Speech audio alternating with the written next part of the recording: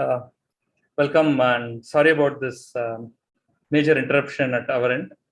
Welcome to the Tamil Heritage Trust monthly lecture series, which we have been providing for now more than 11 years continuously. The Tamil Heritage Trust started in Chennai by a whole set of enthusiasts who are deeply interested in culture, heritage, history, and arts of India. And we have been doing a range of programs. One is this monthly lecture series.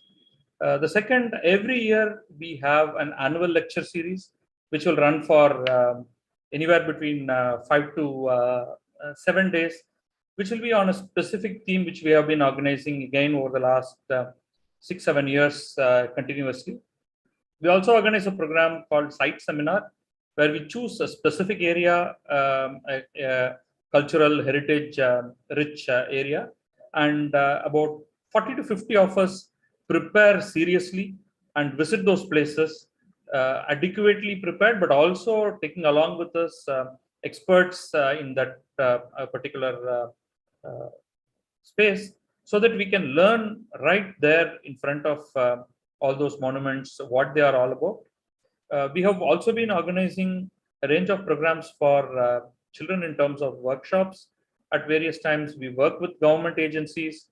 Overall, our idea is to create sensitivity amongst youth on the great cultural heritage of India. We also intend to do a lot of documentation and make material available to people as they go around visiting all these monuments. Now, today's talk is on Monolithic Pillars in India by Dr. S. Krishnamurthy. In this talk, Dr. Krishnamurthy will explore the origins and antiquity of the tradition of erecting monolithic pillars in India. He will go deep into the topic, but let me give an introduction about the speaker. Dr. S. Krishnamurthy is an assistant epigraphist in the office of the Director, Archaeological Survey of India, Mysuru. He obtained his master's degree in ancient history and archaeology from University of Madras in 2007 and completed his postgraduate diploma in archaeology from Institute of Archaeology, ASI, in New Delhi. In 2019, he was awarded a PhD by the University of Madras for his work on social and cultural history of Pallava period, as gleaned through sculptural art from selective temples. Dr. Krishnamurthy has undertaken epigraphical surveys in different states of India.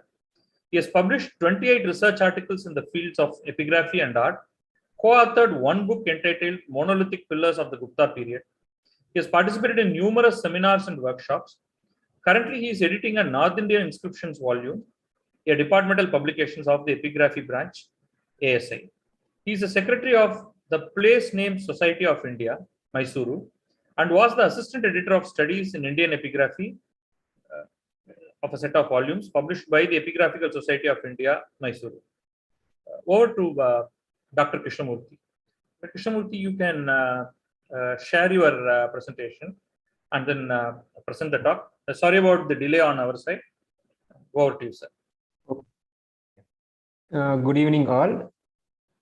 At the outset, I would like to thank Mr. Badri Sheshadri and Mr. Shamsi Raman for their inviting me to give this talk. So without wasting time, I will be sharing my screen. So while sharing, you share the full screen. Yeah. Then we'll take it.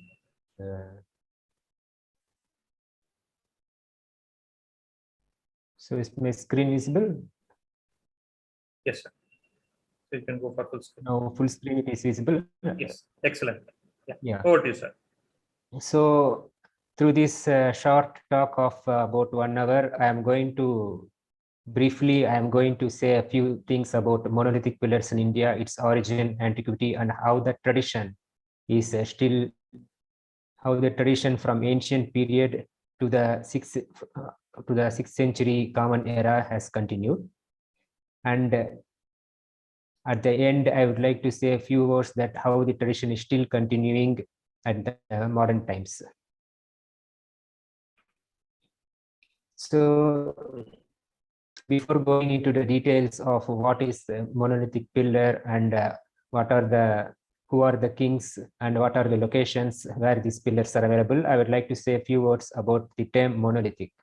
The term monolithic is derived from Greek word monos means single and lithos meaning stone. So any sculpture or monument made of a single stone can be called as a monolithic. And here we are going to deal with the pillars. The pillars, we all know that it is the foundation of any structure and they play an important role in load bearing. However, the pillars which we are now going to talk about are freestanding pillars which have no structural purpose and they are not load bearing as well. So the earliest example of erecting a pillar-like structure can be seen from the Vedic Age, which was approximately dated to circa 1500 BCE, but it is still under debate. In the Vedic Age, before the commencement of any sacrifice, a sacrificial pillar known as Yupa was fixed. Then, in accordance with the measurements and shape given in the Satapada Brahmana, they were modeled, which we will be going to see in the subsequent slides. Now, what is the purpose of these pillars, which are freestanding and they are not at all functional? The inscriptional and archaeological sources help us to know the purpose of these pillars, which are multifarious and not a single purpose. Often the intended purpose of its erection can be more than one. In such cases, stringent categorization of pillars is not feasible and several reasons can be attributed to its erection. For example, say a pillar was erected in front of a temple by a son in memory of his father, so that his father should acquire religious merit. The inscription, apart from this erecting a pillar, it also records the many virtuous deeds and achievements of himself, his father, and his ancestors as well. Thus, this pillar served four purposes. One, it was erected as a memorial to his father. Two, in honor of the god whomever they are worshipping. Three, it describes the virtuous deeds of himself, his father, and his ancestors. Hence, it is called as a Kirti Stamba. And fourth, a Dwaja Stamba. We all know that in front of a temple, a Dwaja Stamba you can see even till now. The present talk examines the various causes for installation of a pillar, analyzes the inscriptional evidence and archaeological context with suitable examples. So, as I said, the tradition of erecting monolithic pillars or something resembling a pillar started in the Iron Age period, which can be dated approximately between 1800 to 1000 years before current era, and can be seen in their burials. Those pillars used to of stone and is popularly termed as menhirs. And the term menhir was derived from a Breton word. Men means stone and hairs means long. So the tradition continued into early historical, medieval, and modern times. We have in modern times even war memorials erected in the form of a pillar. An apt example of these ancient pillars influencing the modern town planners can be seen even in our Chennai, the ASOKA pillar at Ashoknagar, which is modeled after the pillar at Sarnath. Interestingly, this pillar is also at crossroads, reflecting the tradition that crossroads formed an important role in general and also in particularly in trade routes. And gradually the pillars, when it acquired spiritual importance, the crossroads became a point of meeting of the people from different regions. Even at present, when we see in some villages, the crossroads function as an important place where weekly markets are used to be held. So the time frame of this talk I have fixed between 3rd century before Common Era to 6th century Common Era, and we'll see next. So in general, I want to give you an idea regarding how a monolithic pillar looks like. This monolithic pillar in particular is from a place called Lauria Ararach in Uttar Pradesh. And this is a single shaft made of a single stone. And this entire capital figure, which used to crown here above this shaft, is again of a single piece of stone. And artistically, this capital figure can be divided into three parts: the inverted lotus or bell, the abacus on which we find the figures of animals, birds, and floral motifs, then the animal figure. In Ashokan period, the animal figures were usually can be seen in the form of a lion, a single lion, or four lions seated back to back facing four different directions, or a single elephant, or a single bull. Now, we have seen that the pillar and the crowning capital were two individual parts, and how that capital is fixed with the pillar. This is an interesting feature, and here we can see how the technology has developed even way back in the 3rd century before Common Era. That is about 2,300 years before our time. So how the capital is fixed to the shaft. So by using this copper bolt, which I have shown in the box, by using this copper bolt, the shaft is fixed with this column. Fixed with this crowning figure. Luckily, in the excavation which was conducted by Archaeological Survey of India long back ago at Rampurva, the shaft, this copper bolt, and the capital were found. Here you can see an old photograph which is showing the pillar broken into two pieces, and here you can see the hole with which this capital figure is connected with the help of this copper bolt.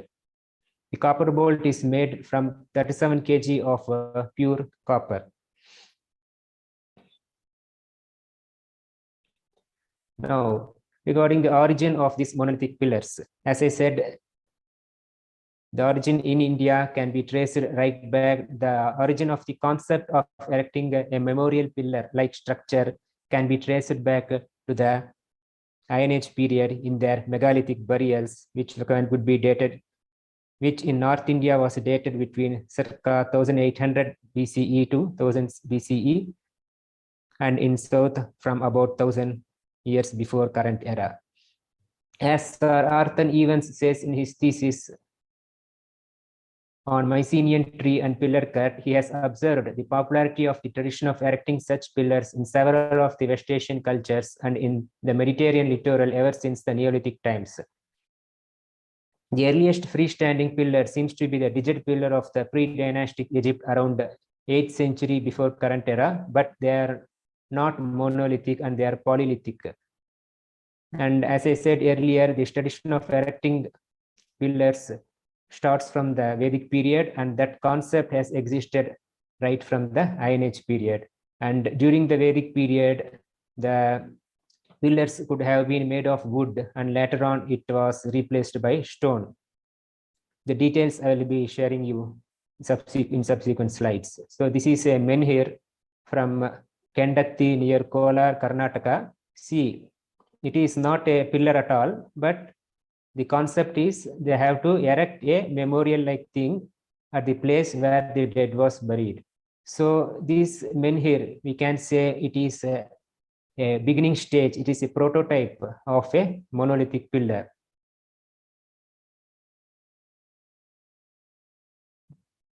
Now, coming to the early historical period, what I am showing here, the figure is from the Barhut railing. It is a Buddhist railing. It is a railing surrounding a Buddhist stupa, and what you are seeing here is a Bodhi Vriksha surrounded by the Chaitya Griha.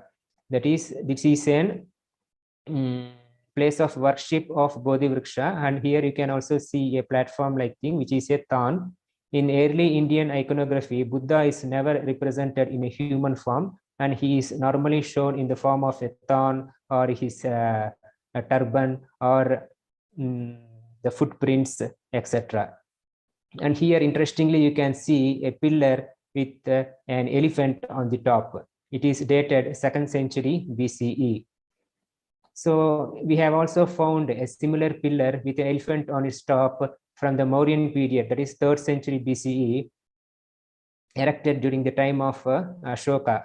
So we can say that whoever has made this railing at Barhut was influenced, or he or she has directly saw the pillar at Sankisa and got influenced and attempted to depict whatever they have seen You can see that men and women are kneeling and offering their prayers.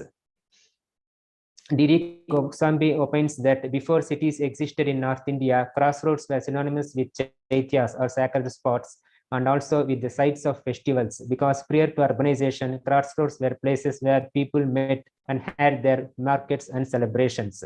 This I have said earlier also. So coming to our Indian literature, what it says about monolithic pillars. In Indian epic literature refers to pillars as Chaitya Yupa, that is Yupas attached to Chaityas or sacred spots. And in Satapatha Brahmana, it says about Chaitya Yupa. The Mahabharata refers to it as a Dwaja. And the details I will be telling in the subsequent slides. Alexander Cunningham, one of the famous archaeologists of British India, has discovered a site called Loria Nandangad. And when he was excavating the site, he found that the burials were associated with kings based on the findings. This is a railing from Barhut again. The detail we will see later.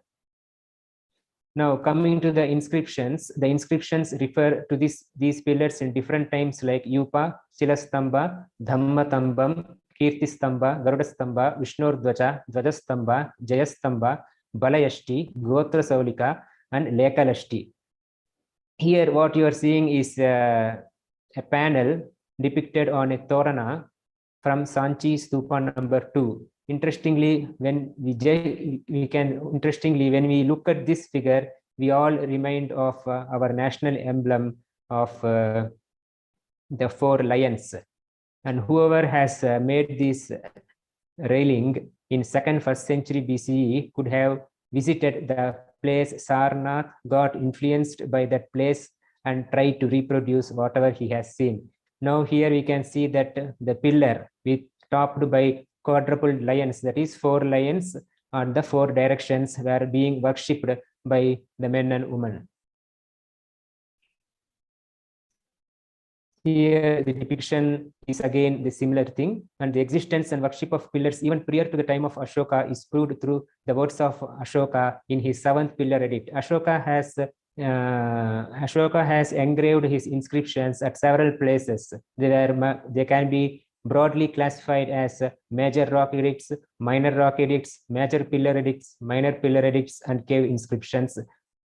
So in one of his pillar edict means a royal order. In one of his pillar edict, he gives order that this edict on Dharma, that is Dharma Lipi, has to be engraved on stone pillars. He also names the stone pillars as Dharma Stamba, that is stone pillars or slabs wherever available, so that it may last for a long time. So this shows that even prior to the time of Ashoka, some pillars existed, and Ashoka used those pillars to engrave his message to the people and to the administrators. Now, in this talk, I am going to show you 4 types of contexts, archaeological contexts in which pillars were depicted. One is the in situ carved monolithic pillars, that is rock-cut caves, where this is seen from Karle, Maharashtra, and another in situ carved monolithic pillars from Kailasnath temple, Ellora, and another is that quarried and installed from other places, that is they were quarried from a particular place. Normally in Mauryan period, the Chunar is the quarry site, and from there it was transported and erected at different places. The method of transportation we'll be seeing at the end. So the quarried and installed in other places, and they were all installed in different periods like Mauryan, Shunga, Gupta, and later Gupta up to even 12th century Common Era. After 12th century Common Era, what happened is the monolithic has transformed into polylithic and structural as well. That is, many stones were used to build a pillar-like structure. Then we have many bas reliefs at Bodh Gaya, Barhut, Sanchi, Mathura, to name a few, and even coins. On coins, we can see this is actually a royal staff. It is a Gupta coin, a royal staff mounted by a Garuda. When we see the pillars of Gupta period, we often wonder whether the royal standard, the royal staff itself was transported into a pillar. It is just a hypothesis. So the loftiness and standalone feature of the pillar made it an epicenter of attraction, and it served the purpose of propagating the message to the masses. So what attracted Ashoka to engrave his message, to issue his edicts on a pillar means this could be one of the reasons. The loftiness and standalone feature of the pillar made it an epicenter of attraction and served the purpose of propagating the message to the masses. A sort of mysticism and authority is added to monolithic pillars by its association with religious beliefs and political events. So already the pillars got attracted. Already the pillars were places of religious worship, and we can see here in the one of the bas relief panels how the pillar is venerated by all the men and women, and even the animals have gathered there. It seems to be a representation from Sarnath, as the deer park and the Buddhist wheel can be Dharma Chakra is seen here. Many of the depictions on the relief panels at Barhut, Bodh Gaya, Mathura, Amravati, and Sanchi, it can be seen that they were held in veneration and became objects of worship. Now here again, bas reliefs from different parts like Sanchi, Mathura, and again from Sanchi. Here, interestingly, we see from Sanchi Stupa number 2, instead of 4 lions, 4 elephants. Only 3 are visible here. The 4th one is in the back side. 4 elephants seated back to back is portrayed on the top of a pillar. Unfortunately, we didn't find such a capital figure till now. And this we see from Mathura, and actually this type of pillar and lion capital is found from several places like Vaishali and as well as Rampurva. So it could be a reproduction of what the artist or this pattern has seen in actually at Vaishali and Rampurva. So these are some of the depictions of pillar worshipping on relief panels at Barhut and Bodh Gaya. This particular thing I have to say when I will be saying in future in subsequent slides. And this is again a representation of the people worshipping Buddha in the form of a pillar of fire. So when we see this concept, the same concept exists even in among the followers of Shiva. Shiva was worshipped as a pillar of fire. So it seems that both the followers of Shiva and Buddha, the cult of fire worship was more ancient than these latter philosophies. So these are the places from where the major pillar edicts of Ashoka were found, like Delhi Topra, Delhi Meerut, Loria Raj, Loria Nandangad. You can see that they were distributed in the places in the states of Haryana, Uttar Pradesh, Bihar, and even in that northeast frontier countries like Afghanistan. Sorry, northwest frontier countries like Afghanistan. So what are the major pillar edicts? So I am going into these details because without knowing what the inscription says, it is difficult to categorize the pillar into, it is difficult to understand the purpose for which the pillar was erected. So the first pillar edict speaks about morality. It says that morality is being promoted through his agents and officials of all ranks. The second pillar about defines dharma. What is dharma? He says, and according to Ashoka, dharma means respecting elders, teachers, etc.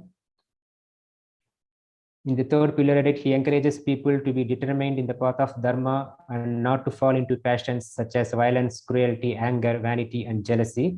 In the fourth pillar edict, he mentions about appointment of Rajukas, and he also gives the prisoners a respite of 3 days so that the relatives may plead mercy. This is an interesting legal aspect we know of those ancient period, about 2,300 years before. The prisoners were also given mercy so that they or their relatives can plead.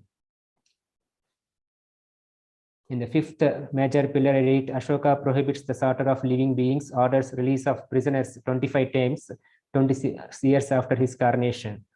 That is, after 26 years after Ashoka ascended the throne, he ordered to release a prisoner 25th time. So it seems that for each and every anniversary of coronation, he ordered that prisoners, some of the prisoners has to be released. They are pardoned and released. In the sixth edict, again it is about dharma. In the seventh edict is found only at Delhi Topra pillar, and it appears to be a summary of all the edicts. It says again about the Rajukas, Dharma Mahamatras, and as I said earlier, interestingly, it gives us the information that this edict on dharma must be engraved on pillars and slabs of stone wherever available, so that it may last for a longer time. These are the places where minor pillar edicts were found, distributed in states of Madhya Pradesh, Uttar Pradesh, and in the Andhra Pradesh, Nepal, and our neighbor Pakistan. The minor pillar edicts are only one in number, except in Sarnath, and all the other places only one inscription is found in minor pillar edict. It instructs the Mahamatras that the Sangha would not be divided by any heretic monk, and wishes that all monks and nuns should stay united. If any of them disturbs the unity of the Sangha, they should be made to wear white clothes and to reside in a place not fit for recluse. Here, the Ashoka instructs the monks that they should follow the rules of the Sangha, and if anyone disturbs, they will be expelled from the Sangha. In the second minor pillar edict, he says that the copy of the document should be deposited in the office and another copy be made accessible to the lay followers of Buddha. This is an administrative information we get to know. Apart from this, we have some other edicts like Queen's Edict, Edict at Rumindi, at Nigali Sagar, and Taxila. In the Queen's Edict, we know that Ashoka had a second queen called Karuvaki, and he orders that whatever gift she makes should be registered in her name. From this, we know the position of women, that they were also having an independent right to give gift. The Edict at Rumindi registers the visit of Ashoka to Lumbini 26 years after his coronation to offer worship as the Buddha, the Sakyamuni, was born here. He got a stone wall built around and erected a stone pillar. He also made the village Lumbini free from taxes.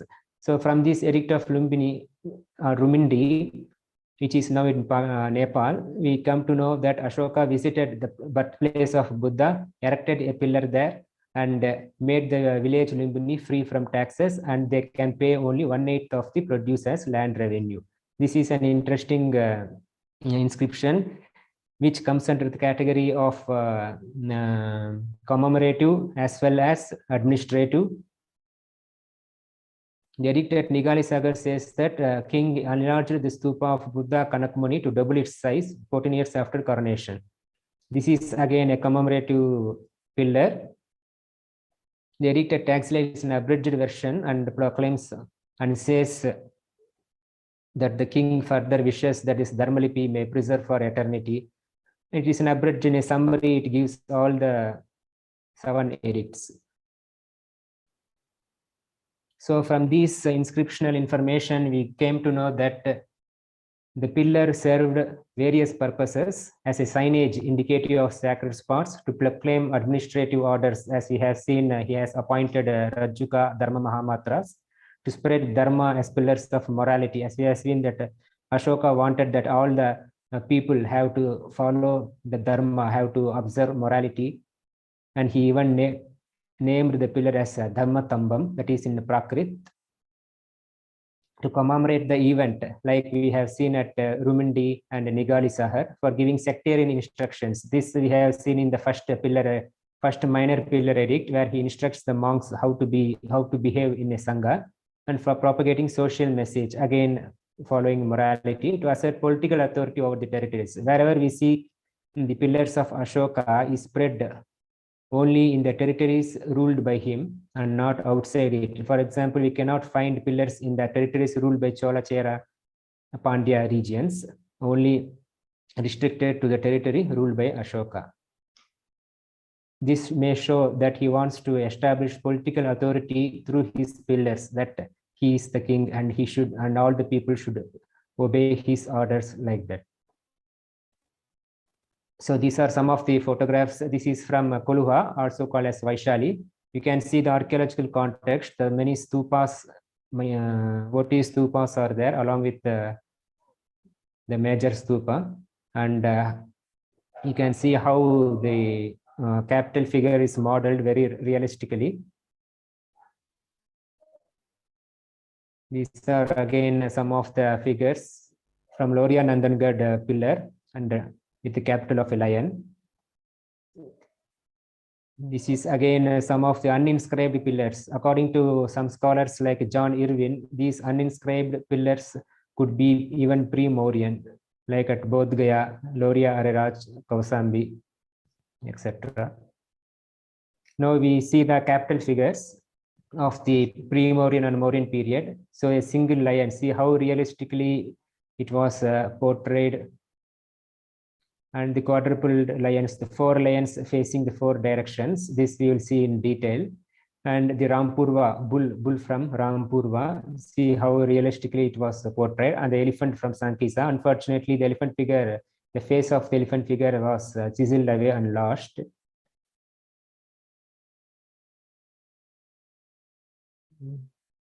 As I have said, some scholars also opined that the pillars could be pre-Mauryan period. A.K. Mitra had traced that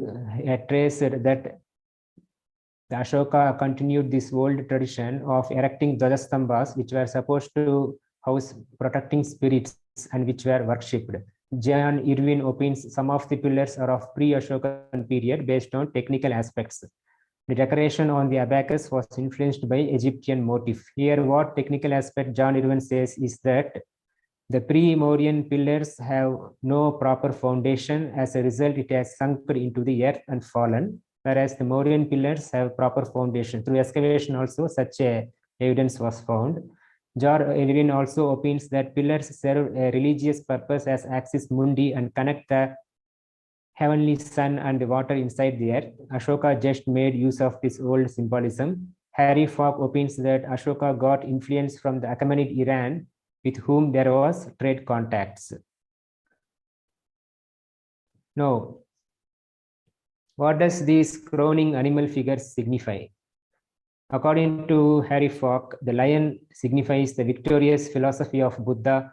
Elephant signifies the legend of Buddha in the form of white elephant. As we have seen, Buddha, especially this capital figure of Buddha is seen at Sankisa, and according to the Buddhist legend, at Sankisa, Buddha descended from the Tusita heaven in the form of a white elephant. So it might be representing, the white elephant may be representing Buddha.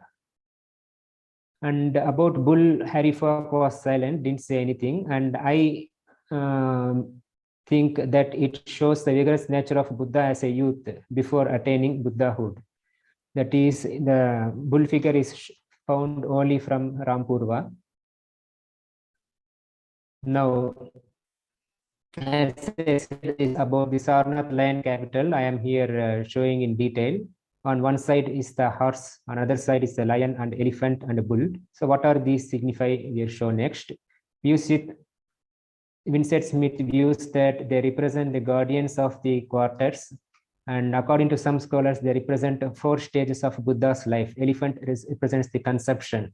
When Buddha was about to born, his mother Maya Devi dreamed about a white elephant entering her womb. And hence elephant may represent Buddha, may represent conception. Bull, the earthly life, as I said. Horse, immigration from royal household to asceticism. We all know that according to the story, Buddha left his palace on a horse into the forest to seek enlightenment. As a lion, after Buddha attained enlightenment, he appeared as a after Buddha attained enlightenment.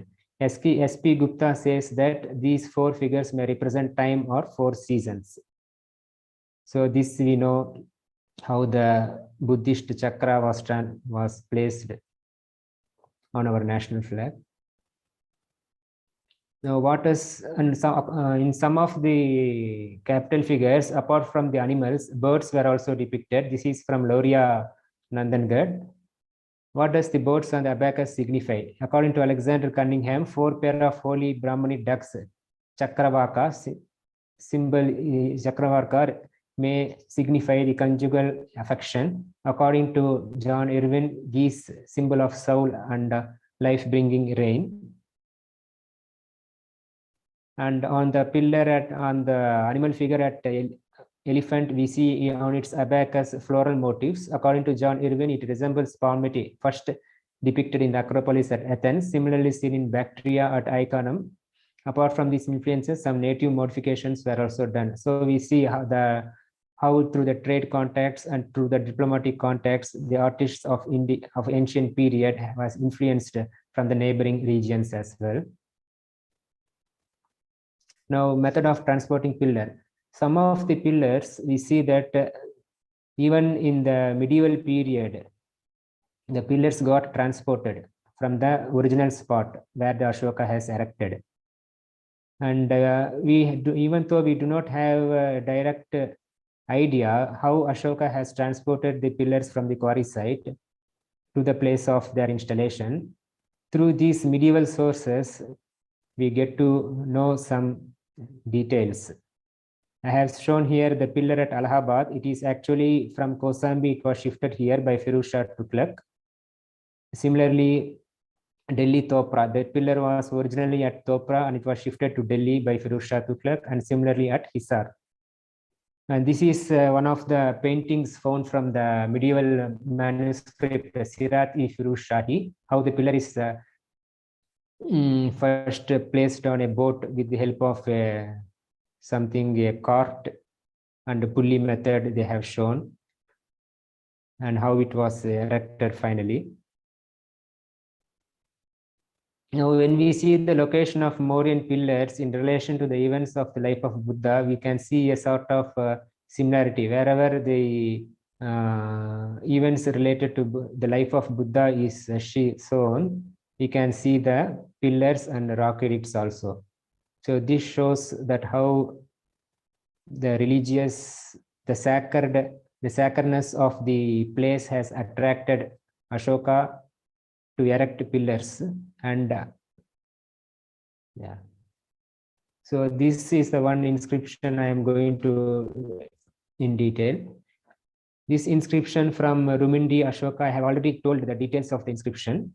Just to show the photograph, it is written in the Brahmi script and Prakrit language. Devanam Piyana Piyadasina Laja Evam Maha, like that it will show.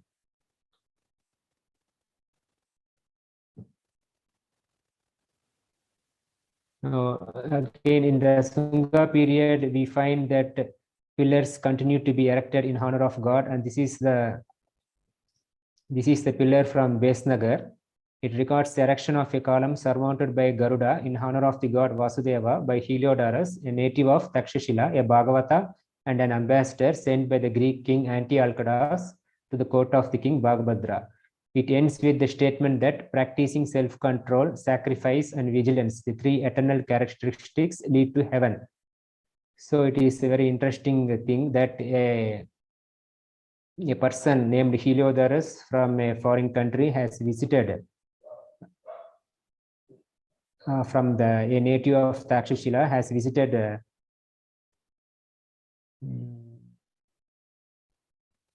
the king Bhagbhadra. This shows how in those times even the foreigner got influenced by the philosophy of our time, philosophy of ancient India.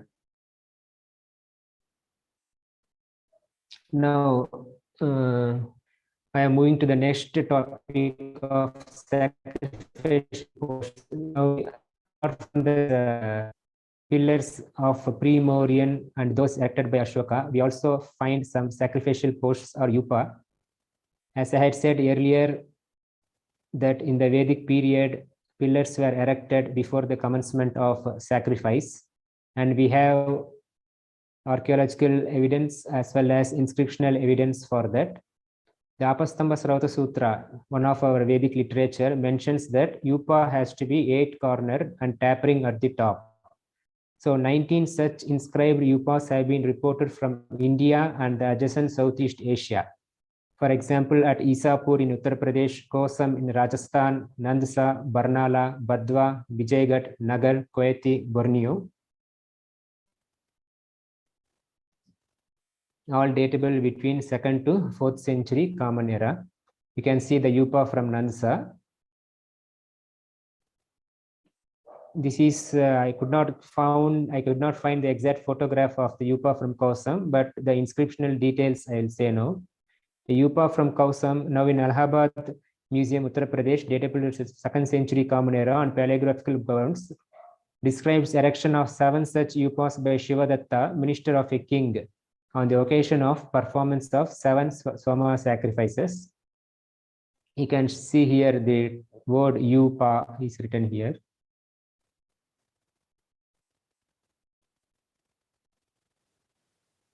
This is the Yupa from Isapur, as it was said in the Apastamba Srauta Sutra. The Yupa is octagonal, and at the top portion you can see how it is bent a little. The Isapur Yupa, now in the Mathura Museum, it records the erection of the Yupa by Dronala, a Brahmana of Bharatvaja Gotra, during the 24th reign of Kushana Emperor Vashishka, while performing sacrifice for 12 days.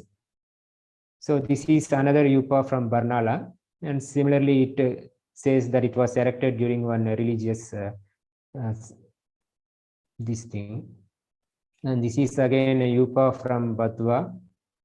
The 3 Yupas were installed here. This is an old photograph. You can see how the human figure is used as a scale, and you can see the height of these pillars.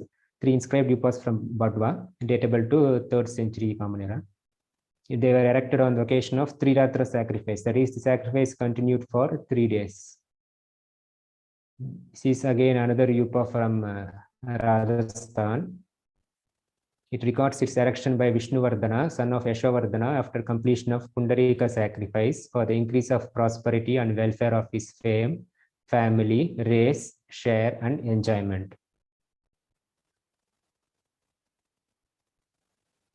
Now, we are going to the next topic of memorial pillars. As I said earlier, that the earliest example of something resembling a memorial can be seen in the menhirs.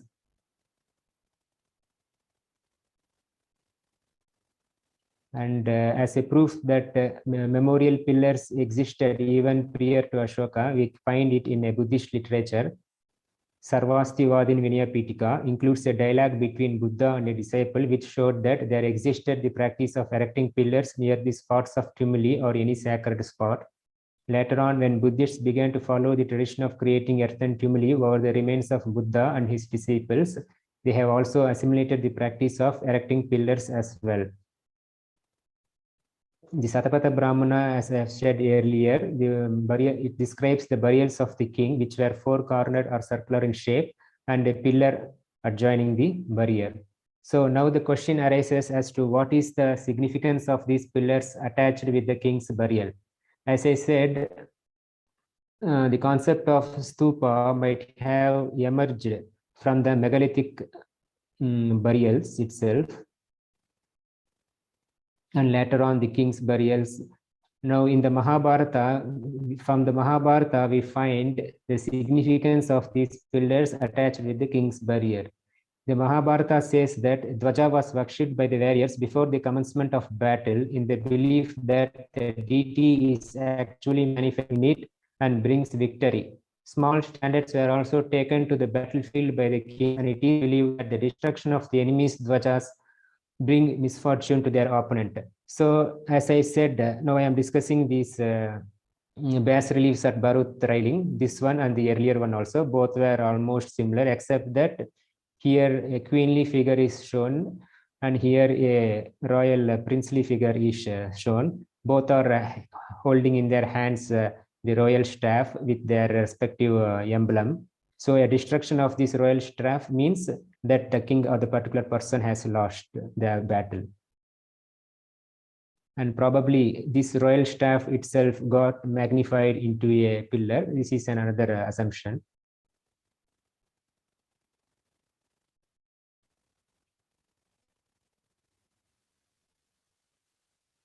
So this is another memorial pillar recently, some 5 years back, found by one of our colleague, dated Shaka 102, that is 180 Common Era of the reign of Mahashatrapa Rudrasimha, records the erection of Lekalasti. Lekalasti means the engraved pillar. Leka, engraved, Lasti, written, Leka, written, Lasti. In Prakrit, it means a pillar.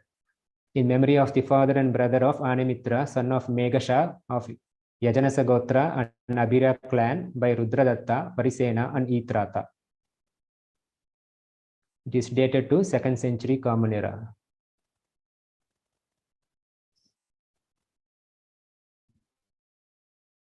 Now, coming to the Gupta period, we find that the pillars of Gupta period were found from different parts of North India. And the Gupta period, as you know, it is between circa 3rd to 6th century CE.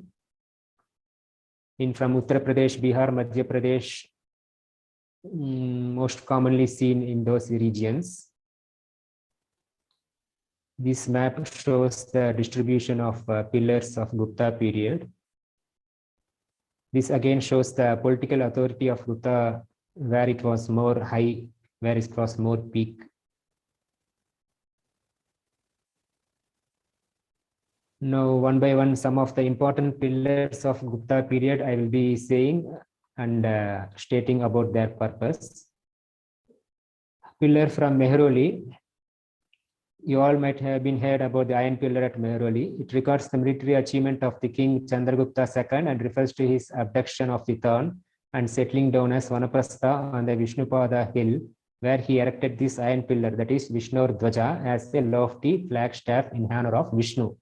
So this pillar of Chandra erected at Mehroli is called in the inscription as Vishnur Dwaja. That is, it is a Dwaja, it is a flagstaff erected in honor of Vishnu. And the inscription also gives the details of the king Chandra and his achievements. So this pillar made two purposes. One, it has praised the god, and another, it praised the king as well.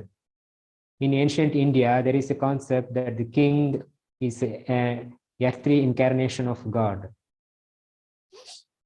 Thus, it served the purpose of both Vishnur Dwaja, Dwajastamba, as well as Kirti Stamba, Kirti, fame, praising the king, praising the person who installed the pillar. This is another pillar from Kohom. It is amidst the many Brahmanical pillars we see in the Gupta period. This is the only one dedicated to the Jaina faith. You can see the Parshvanatha figure here. The detail I am going next. This is that same pillar from Kohom, and this is the beautiful calligraphy of the inscription. See how beautifully it was engraved on a stone. It records the setting up of 5 stone images of Adikartris or Tirthankara, that is apparently the 5 images sculptured in the niches of the column on which the inscription is engraved. So here we can see the 4 images, and the 5th one is at the base. The 4 images you can see here. The 5th one at the base. The present inscription is engraved at the village of Kakuba by Madra, son of Rudrasoma and grandson of Bhattisoma, for his own bliss and for the welfare of all existing beings in the peaceful reign of Skandagupta. So Kakuba, from this inscription, we know that the ancient name of the present village Kahom in the 5th century Common Era, that is about 1500 years before approximately, is Kakuba or Kakuba Grama. This Kakuba Grama or Kakuba later on degenerated into Kahom, Kahom. So this is the pillar and excavated site at Bitari. This pillar was installed by Skandagupta. The objective is to record the construction of a temple of God Vishnu to gain spiritual merit to his father Kumaragupta and to make grant for its maintenance. It also served the dual purpose of immortalizing the achievements of himself and that of his king, that of his father. So it is again the purpose of the pillar, as I said, is multifarious. Not one, we cannot compartmentalize it into one purpose. It is both a memorial pillar as well as a Kirtistamba. And it also served the purpose of a Dvajastamba, as it was erected in front of a temple dedicated to God Vishnu. And during the course of excavation, these are the images of Garuda, which once crowned the shaft at Bitari, was found.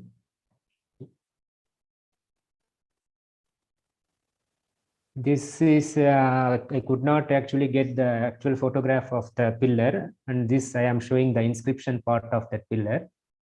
This inscription engraved on the pillar states that it was erected by Vargagramika during the reign of Gupta king Skandagupta, dated 460 Common Era. It is called as Balayashti, that is memorial pillar, and Gotrasalika, that is a family pillar of stone.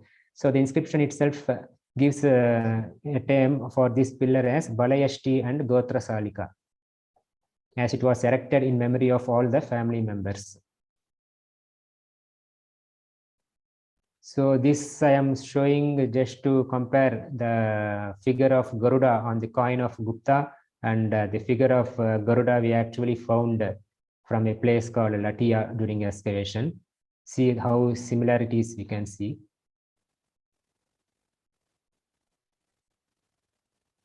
So the concept of erecting Yupa continued down to the Gupta period, that is 5th century also. This is a particular inscription from Bihar Sharif, found engraved on the Yupa from Bihar Sharif. The inscription on a pillar at Bihar Sharif of the reign of Skandagupta describes the erection of a Yupa by a minister in front of a group of shrines, Devaniketana Mandalam, headed by goddess Bhadrarya and other deities like Skanda and divine mothers, that is Shakti Matrikas, that is the 7 divine mothers. It could be, this pillar can also be categorized into Dvajastamba as well as Kirtistamba, because all the pillars erected by the kings describe in detail the achievements of the king, as well as why, for what purpose the particular pillar was erected. As it was erected in front of a temple, it is a Dvajastamba. As it describes the glory of the king, it is also a Kirtistamba. This is an interesting pillar. We can see how the figure of Garuda is surmounted on a pillar at Iran. This pillar was erected by the chieftains Maharaja Matara Vishnu and Danya Vishnu, administering under Surasmi Chandra, a fidator of Gupta king Buddhagupta. This pillar describes itself as Dvajastamba of Janardana, and it was erected for the purpose of increasing the religious merit of their parents. This is again another pillar, and the most important thing here is this inscription from Iran gives us the earliest reference to Sati in inscription. It is so this pillar can be categorized into Sati pillar also. This inscription from Iran records the erection of the pillar in memory of Goparaja, general of King Bhanugupta, who had a victorious death in a battle with the Maitras in 511 CE. Due to this, his wife also got cremated along with her husband's funeral pyre. So this is the earliest inscriptional reference to Sati. These are some of the capitals erected during the Gupta period. This capital at Sanchi got influenced from the similar capital of Ashoka at Sarnath. And this is the image of Vishnu. And this is what I say, a palm leaf symbol representing Balarama, the elder brother of Krishna. These two figures are found from Pavayar, and they actually surmounted a column there.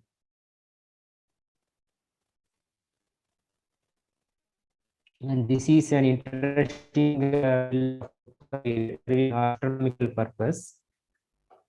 Here you can see that in this abacus part, you can see that some human figures, some divine figures are shown sheeted, shows in relief seated figures of Aditya within a circle, which could be numbering 12, representing the 12 Adityas. So these 12 Rasis are represented here.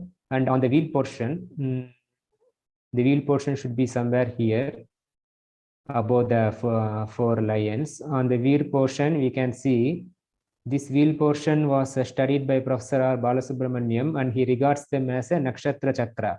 On its one side is carved the lotus, and on the other side, the outer borders of lotus contain circular medallions with male figures seated in it, flanked by a pair of female figures inside oval borders. Here you can see male figures flanked by female figures. The wheel, when complete, could have carried 27 or 28 such figures, which in Vedic astrology represent the 27 stars. That is, here we have 12 rasis and here we have 27 stars. This could have served some astronomical significance. So the purpose of the Gupta pillars. So from all these inscriptions and the pillars we have seen so far, the purpose of Gupta pillars can be listed as below: to assert political authority over the territories, in honor of God, saintly personages, to gain religious merit for oneself, to their kin, to their preceptor, etc., to proclaim their victory, to commemorate some person, sati, heroic death, etc., to commemorate the event, the commemorate vocation, the royal staff crowned like Dwajastamba and Kirtistamba, and for astronomical purpose. This is a pillar contemporary with later Gupta period in Kadam from Karnataka. The pillar is erected in front of the ancient Pranameshwara temple at Talagunda, constructed in 6th century Common Era. The inscription gives an elaborate account of the founding of the Kadamba dynasty and eulogy of its kings in chaste Sanskrit. The main purpose of the inscription is to record the construction of a tank by the side of Shiva temple by Kakusthavarman, father of Shantivarman. Thus, this pillar was mainly erected as a Dwajastamba in front of the Pranameshwara temple, and from the inscription engraved on it, we come to know that it is also served the purpose as a Kirtistamba, as it elaborately praises the father of Shantivarma and himself, their military achievements, etc. So this just I am showing how the tradition of erecting a memorial pillar, or the tradition of erecting a pillar itself, has transformed its shape, and we can see in different contexts here. This is the Puri temple at Jagannath temple at Puri. And these are the modern temples where we have Dwajastamba is the ceremony of the function. The ceremony of Dwajastamba is carried out. So combined entirely, we can say the purpose are multifarious. They serve the purpose of memorial for the dead as sacrificial post, Yupa, a signage indicative of sacred spots, crossroads, and trade routes, to proclaim administrative orders, as pillars of morality, Dhammatambam, for giving sectarian instructions. The sectarian instructions, as I said, the first minor pillar edict of Ashoka, for propagating social message, that is to follow Dharma, etc., to assert political authority over the territories. Wherever the pillars of the erected by the rulers are there, their territories, it shows that those regions were under their rule. In honor of God, saintly personages, to gain religious merit for oneself, to their kin, to their preceptor, etc., to proclaim their victory, to commemorate some person, sati, heroic death, etc., to commemorate the event like that Lumbini, Nigali Sagar, where the Ashoka visited the place, and hence he erected a pillar commemorating the event. To commemorate the occasion, the royal staff crowned like Dwajastamba and Kirtistamba, as I said, for astronomical purpose. Lastly, for astronomical purpose, we have seen. So this is just a drawing by my colleague Dr. Sachin Tiwari, showing how the pillar got transported from river by usage of elephants, by the cart, by the wheeled cart, and how the men are engaged in the host, the organizers, as well as my friend and colleague Dr. Sachin Tiwari, because The project on monolithic pillars in India, myself and Dr. Sachin Tiwari have started it, and long back in about 2011, I think. And we have successfully brought a monograph on monolithic pillars of the Gupta period in 2014, and we are still working on another project, monolithic pillars of early historical period. Hope it completes soon. Thank you. Yes. Thank you, Dr. Krishnamurthy. If can you close the sharing so we can focus on? So there are. So it's quite interesting. There are lots of questions as well. One of the first question, if you really look at this, why is this the monolithic part even important? Right? It's a technology issue, really. Do the early texts like Satapatha Brahmana talk about the stamba to be made of a single stone by any chance, as a sort of special meaning to that by any chance? No. Actually, what happened is, in those period, at least in the contemporary period of Satapatha Brahmana, the pillars were erected out of wood only. So here the artists have actually tried to reproduce the same. As the wooden pillar is of a single pole, the artist has tried to reproduce the same in the stone also. So there is no anything written in Satapatha Brahmana that it used to be of a single stone. Actually, in those times, it was erected out of wood. So as the artist has reproduced the same in stone, he has just copied it. You can see in some of, even in our temples, many rafter-like designs will be there. It serves no functional purpose at present, because they're all made of stone, and rafters, they do not serve any functional purpose. But yet the rafters are stone. So it is like that. Okay.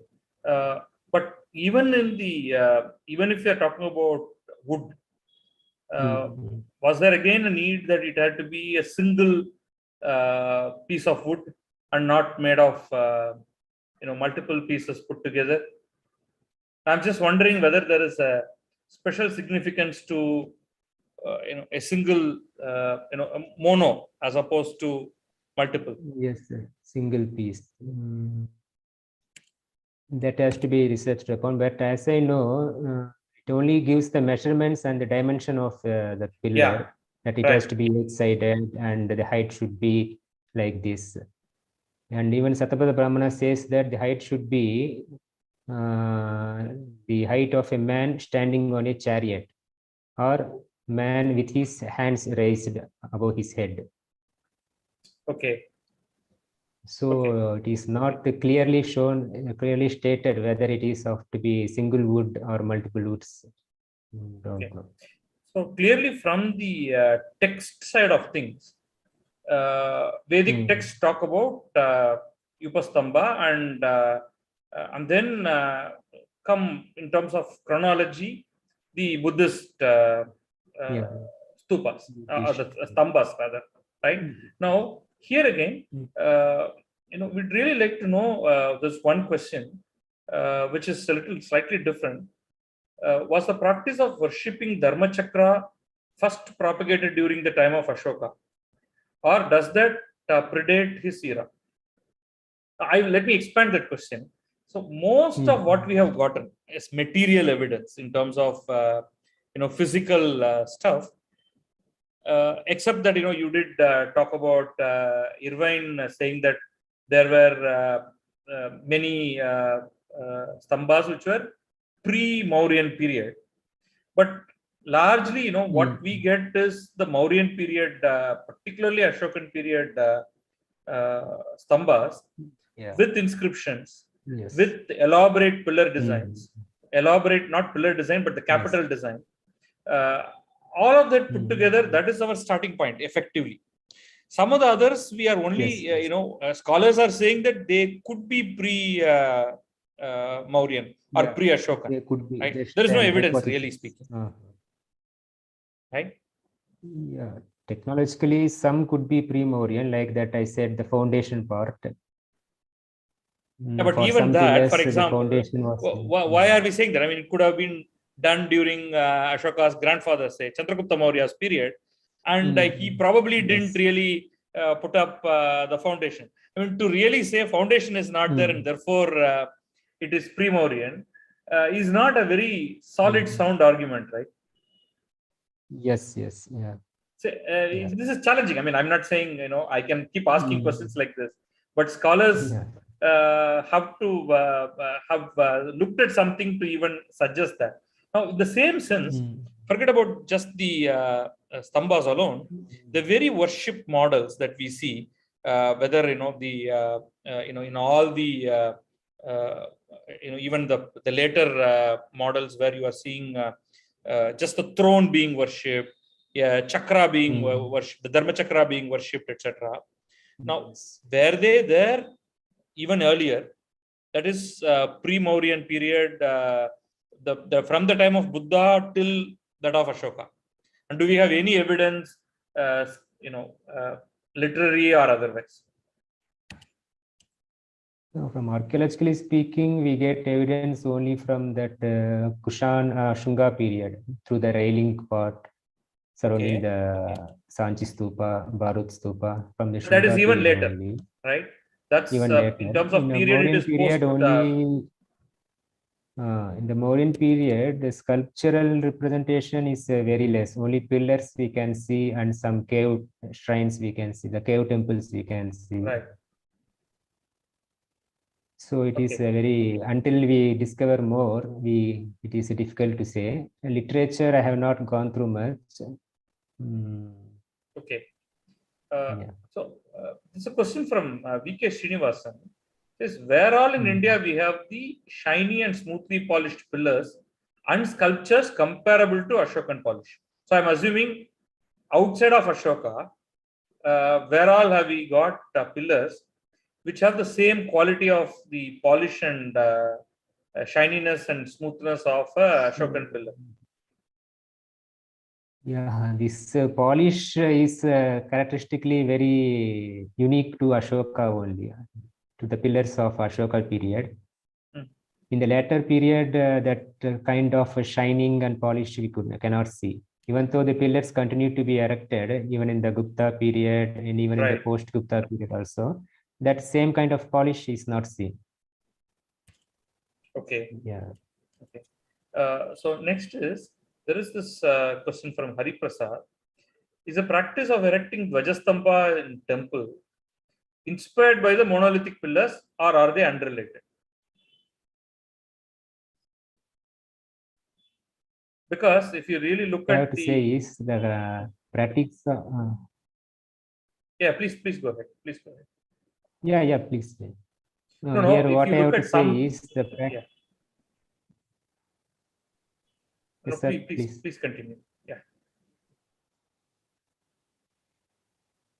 So when I have to say the practice of worshipping monolithic pillars, it is very well ancient, and the association of pillars with the sacred spots, as I have said, the kings used to carry their royal staff along with them in the battle, and similarly when they died, they are buried there, and a pillar-like structure, pillar-like thing was erected along with their burials to identify it. And as we have seen in some of the bas reliefs, the practice of worshipping the pillars were also there. And pillars served the sort of markers to the sacred spot.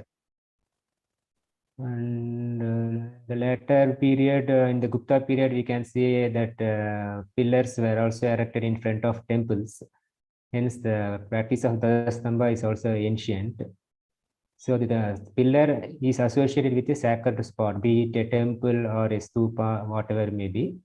It is associated with a sacred spot. But if you really look at the South Indian early temples that are available, many of them have the early period temples have no Dvajastamba. Right? No Dvajastamba. I'm not talking about the cave temples, but once the structural temples start as well, everywhere, the early Chola temples have no Dvajastamba or even a place for them.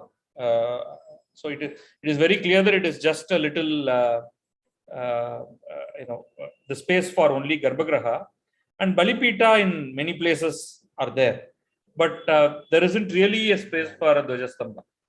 At least in South India, that the practice seems to be much later, the entry of Dvajastambha. Much later, mostly in the Vijayanagara times, it was mostly popular.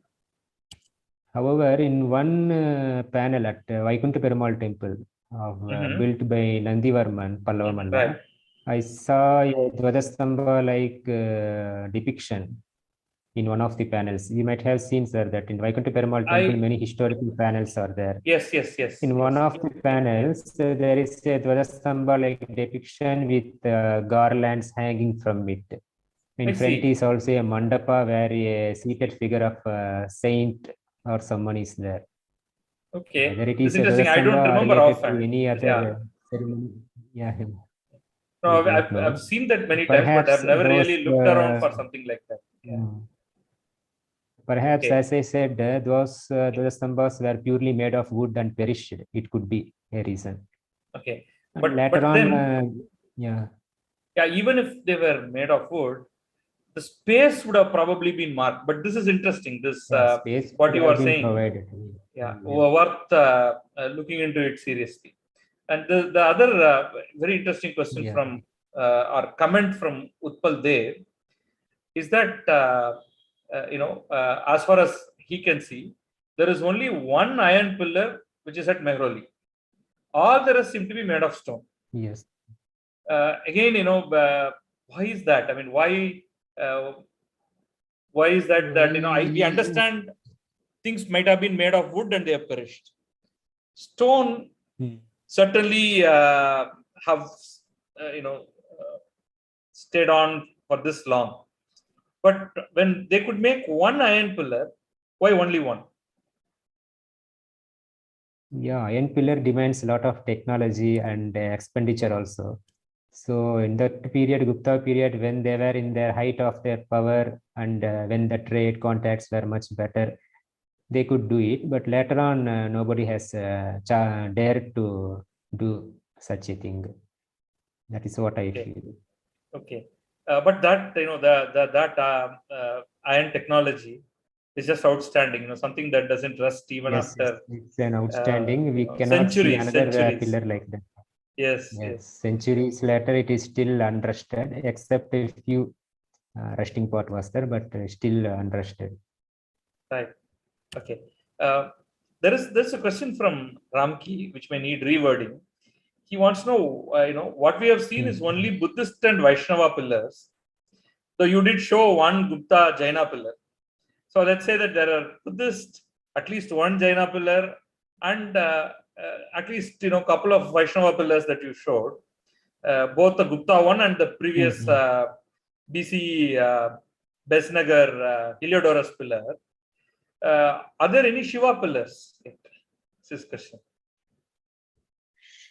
Pillars, yes, I have not shown, but one pillar was there. I could not remember the exact place of find, but one pillar was there in association with the Shiva temple in the Gupta period itself.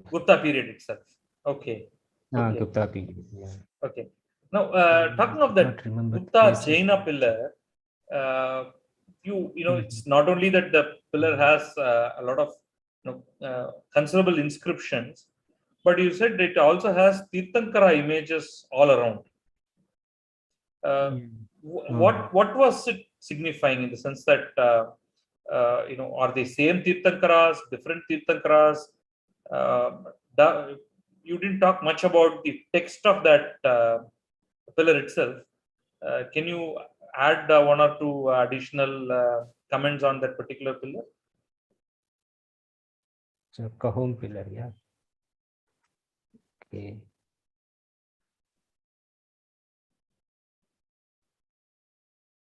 So it says that the pillar contains 4 images of Tirthankara. The inscription itself says that he erected 4 images of Tirthankaras, namely Adinath, Shantinath, Neminath, and Mahavira at the top, and image of Parshvanatha at the bottom. So at the top, 4 images were there: Adinatha, Shantinatha, Neminatha, and Mahavira. Okay. And pillar. Neminatha And at the at bottom. down portion is an image of Parsvanatha. Oh, Parshvanatha. No, Neminatha at the top. Adinatha, Okay. Shantinatha, Neminatha, and Mahavira at the top, and Parsvanatha alone is at the bottom portion. Bottom. Yeah. Okay. Okay.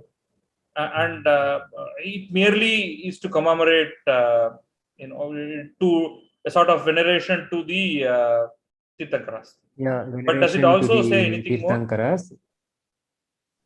No, it says that its purpose is to welfare of all existing beings. Okay. So Okay. they were erected by Madra, but the purpose is for welfare of all existing beings. Okay. So purely Apart from religious that, in nature. purely it No, is religious. nothing in terms of governance or anything like that. Okay. Great.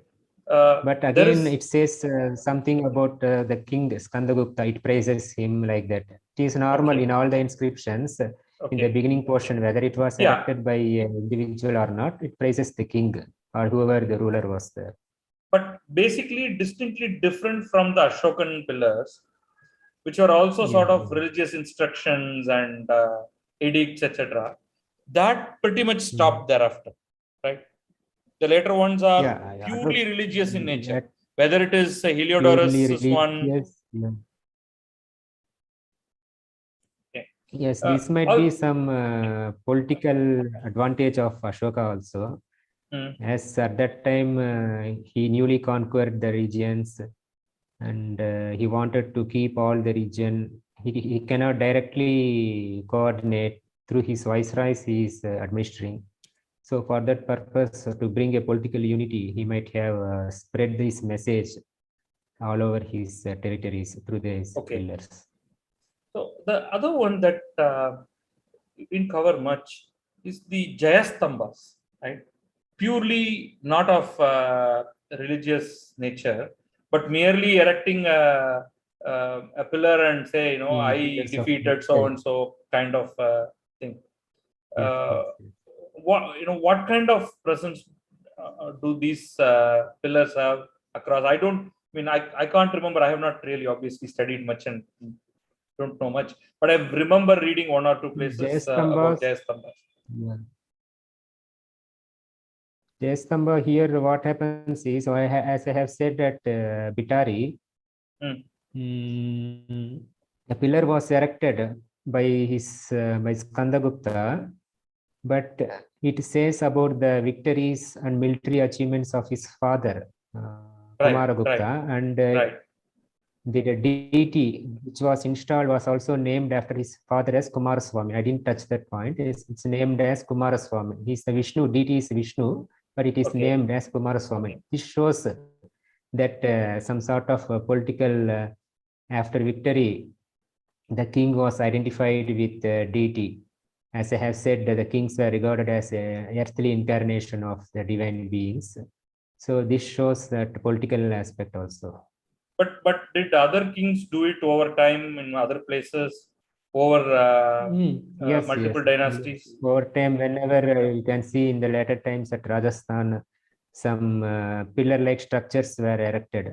From the place I could not remember. Mostly at Jaipur, pillar-like structures were erected and called as the Jayastambha. In Rajasthan, even in late period also, it can be seen. Okay. There is a question from Shreyosi Roy Chaudhary. Can you throw light on Chayastambha? I think I have pronounced it correctly. Chayastambha or memorial pillars. To say simply means that Chayastambha is also a form of memorial pillars. Chaya means memorial, stambha, pillars, memorial pillars. Such type of Chayastambhas were found even Karnataka. I can't remember right now. Are they sort of like hero stones, you mean? Hero stones, you cannot say exactly as hero stone. Hero stone means it is entirely a different concept. So it was erected only to a person who has died victoriously in a battle like that. Here Chayastambha is not like that. It is erected. So it could be done for anybody. Anybody, yeah. Chayastambha, it could be erected for one's brother, father, sister, anybody. Okay. Say memorial pillar. And are there many such stambhas present as well? This Chaya Yeah, Stambhas? few stambhas I could, I have read it. Few stambhas I also seen. Okay. Okay. That makes an interesting separate topic. We can make it a Chaya Stambha. Okay. Okay. Because Interesting. each and every part is so exhaustive that I could not dwell in detail on each and every aspect. Each and every stamba Is will there make some a kind separate of yeah? Now, talking of which, I understand that when somebody like yeah, a great monarch like Ashoka comes, he brings certain standardization, right? Whether you find and in fact at a certain point in time, first he starts creating all his edicts on whatever space that was available on the rock face, etc. Then he decides that it shall be sort of almost factory produced pillars in one place, turned to perfection, and then sent to corners with well inscribed ones, and then the whole thing changes again, right? No one does that kind of a mega exercise. No one can claim to have done anything close enough to what Ashoka has done in terms of the variety, the locations, the kind of capitals, a common message across. Maybe there is a language, minor linguistic variation, but high degree of uniformity. Having seen something of that great nature, why didn't the king subsequently try to sort of even match up to him? I mean, we could see that in temple building, right? One king has built outstanding temples. You want to sort of beat that and build even better ones, but not in this particular space. Yes, what I see is the pillar, the kind of concentrate, the kind of patronage the kings Ashoka has shown to pillars. The kings of the latter period showed the same patronage towards the temple building, because image worship and temple building came only later on. During the time of Ashoka is there, but stone was not used and brick was mostly used commonly. So a sort of a shifting from such a kind of a pillar to temple can be seen.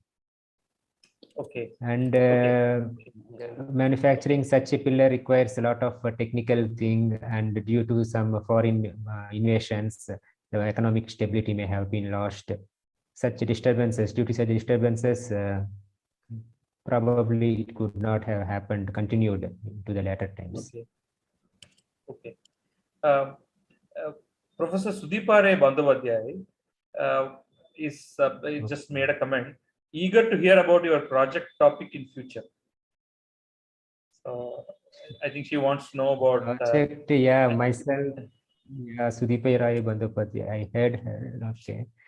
Project means at present regarding this pillar project. She is asking.